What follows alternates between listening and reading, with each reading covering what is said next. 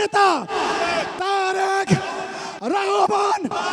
ত্রয়োদশ জাতীয় নির্বাচনকে সামনে রেখে উত্তর দক্ষিণ বঙ্গসহ দেশের বিভিন্ন অঞ্চলে সফর করেছেন বিএনপি চেয়ারম্যান তারেক রহমান। প্রতিটি জনসভায় কর্মী সমর্থকদের পাশাপাশি ছিল সাধারণ মানুষের ঢল। শেষ নির্বাচনী সফর এবার ঠাকুরগাঁও, নীলফামারী ও দিনাজপুরে যাবেন তারেক রহমান।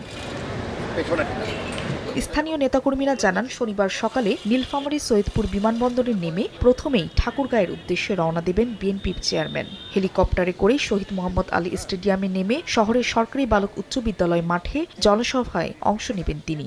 সাধারণ নেতাকর্মীদের মধ্যে শুধু নয়, একদম সাধারণ মানুষের মধ্যেও একটা উচ্ছ্বাস সৃষ্টি হয়েছে। প্রচুর মানুষ অপেক্ষা করে আছে তিনি আসবেন এবং তিনার কথা শোনার জন্য অনেকেই আমাদেরকে জিজ্ঞাসা করেছেন, ভাই কখন আসবে, কয়টার সময় আসবে। এরপর নীলফামারী হয়ে দিনাজপুরে জনসভায় যোগ দেবেন তারেক রহমান। এজন্য ৩ জেলাতেই উৎসবমুখর পরিবেশ বিরাজ করছে। পুরোদমে চলছে সাজসজ্জার কাজ। ১.৫ যুগ ধরে ভালোবাসার নিড়ে ACI pure salt. Tarique Rahman আসছে, খুশি খুশি লাগছে। নীলফামারীতে সফর, এটা আমাদের জন্য অবশ্যই আনন্দের। তারেক রহমান হচ্ছে বাংলাদেশের বর্তমানে কি আবেগের নাম। একটা উৎসব ভাব সবার মধ্যে। এই মাঠটা কানায় কানায় পরিপূর্ণ হবে। এদিকে জনসভাকে কেন্দ্র করে নিরাপত্তা নিশ্চিতে আইনশৃঙ্খলা বাহিনীর পক্ষ থেকে নেওয়া হয়েছে কঠোর প্রস্তুতি।